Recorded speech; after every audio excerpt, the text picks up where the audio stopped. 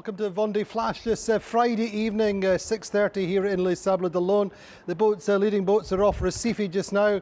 Conditions are fairly moderate northeasterly or easterly trade winds and all the time. Boris Herrmann has been gaining. He's up to third and catching leader Charlie Dallin very slowly, and conditions off Recife, well, with a little bit of a slowdown.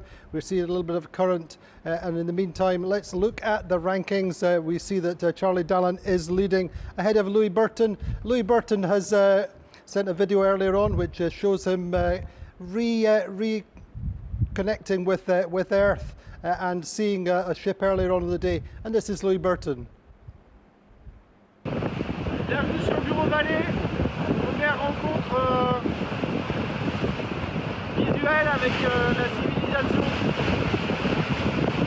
Malheureusement, c'est pas que ça la civilisation, parce que ça c'est pas beau.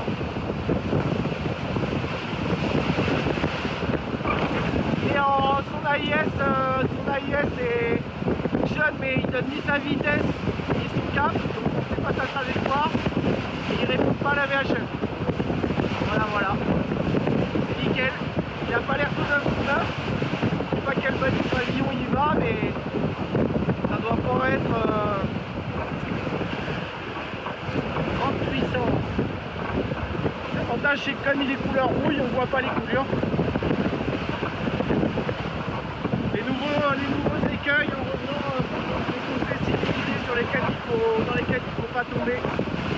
Un petit Imoca contre un ferraille comme ça, je vous laisse deviner qui gagne. Tout va bien autrement.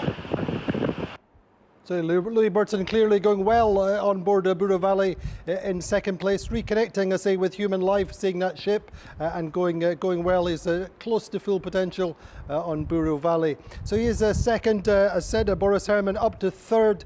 He's made up 60 miles since yesterday morning, and since Cape Horn, he was 830 miles behind at Cape Horn, so the advance of the German skipper continuing. Thomas Riong in fourth, Damien Seguin going quite nicely in fifth, furthest out to the east of the fleet, the only boat with dagger boards now in the top 6 or 7. Damien Seguin in fifth, Yannick Besthaven dropping to sixth. He's now over 100 miles behind the leader. Benjamin Dutroux in seventh, Giancarlo Pedotti, our Italian skipper, in eighth, Jean Le Cam in ninth, and Maxime Sorel in 10th.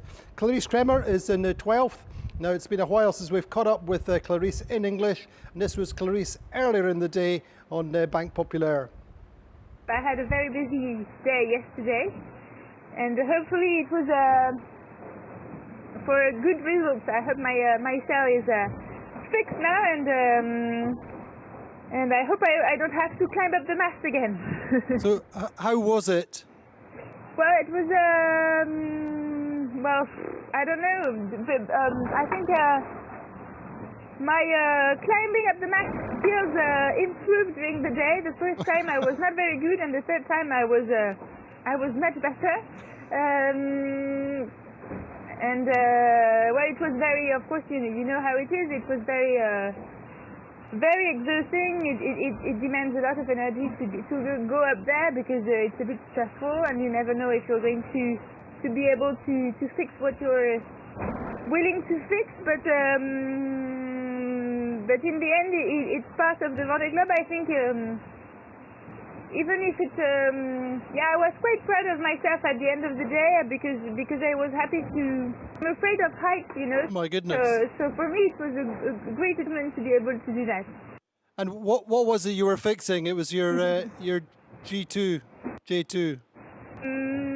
It was during the little storm I had just after Cape Horn. I had a 45 knots.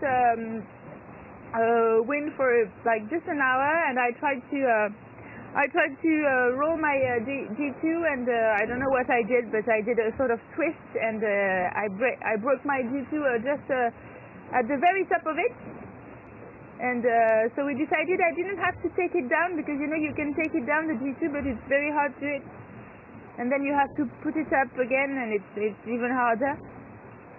So we decided with my team that I could try to fix it directly up there, but I had to stick a few Patches. few squares of new sail on top of the old sail, and it was. So Clarice Kramer on board Banque Populaire. A little bit slower today and much lighter winds and not.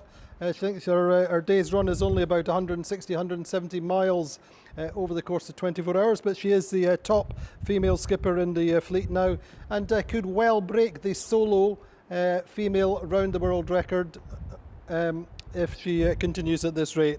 So that's Clarice Kramer in 12th, looking down for our internationals. Well, we can see Alan Rura, no big change for him in 15th. Pip Hare going well in 17th, boat speeds round about 10 knots just now. She's having some problems just in terms of looking for her best meteo strategy. A low pressure coming for her in the next few days, which will give her some quite strong winds around about 30, 40 knots perhaps. Didac Costa in 19th. Well, Didac we caught up with earlier in the day as well this morning. He's talking about going round Cape Horn for his third time, and this is Didac. Sí, cuando pasé por después de Hornos, que soplaba viento de tierra, pues sí que lo olí, ¿no? Y sí, y también estar en un ambiente más seco, ¿no? Que el barco es un barco que es muy mojado, ¿no? Porque tiene poca protección en cubierta, y esto es algo que realmente se nota mucho, ¿no? Y esto también es un desgaste importante, ¿no? Ahora pues ya me ha ido muy bien, que desde que he pasado Hornos la temperatura ha subido 4 o 5 grados, que no es mucho, pero ya lo agradezco mucho. Y bueno, los próximos días pues ya va a subir un poco más la temperatura y esto pues se va a notar también aquí en el barco. Todo en el Pacífico era imposible estar fuera si no era para hacer cosas, ¿no? Con el frío que hacía, enseguida tenías las manos congeladas y no podías hacer nada, ¿no? Así que era salir fuera, te mojabas enseguida, ¿no? Normalmente si había tiempo, que era la mayor del tiempo, y luego entrar dentro a secarse, que tampoco era fácil, ¿no? Así que ahora pues lo agradezco mucho, ¿no? Poder estar en una zona un poco más cálida. Well, Didac Costa on board One Planet, One Ocean, the boat which celebrates its 21st birthday in February. Hopefully Didac will be back in time to celebrate with his boat. Meantime, we're having quite a good race with Kojiro Shiraishi. Kojiro a little bit behind, obviously in a much newer boat, but Koji always racing with that reefed mainsail. A little bit further down the table, just briefly, Miranda Merrin coming into Cape Horn.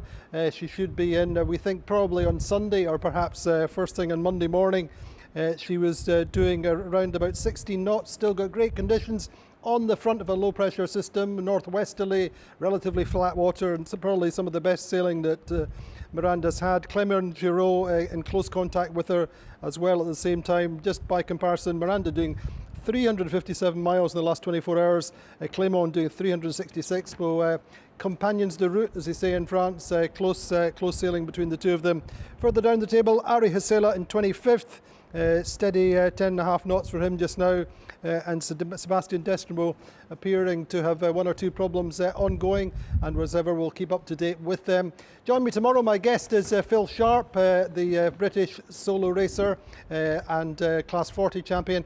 Big advocate for sustainable energies, and he's developing his own technology, and Phil will be joining us tomorrow at 12:30 UTC here on the Vendée live show, 13:30 in France.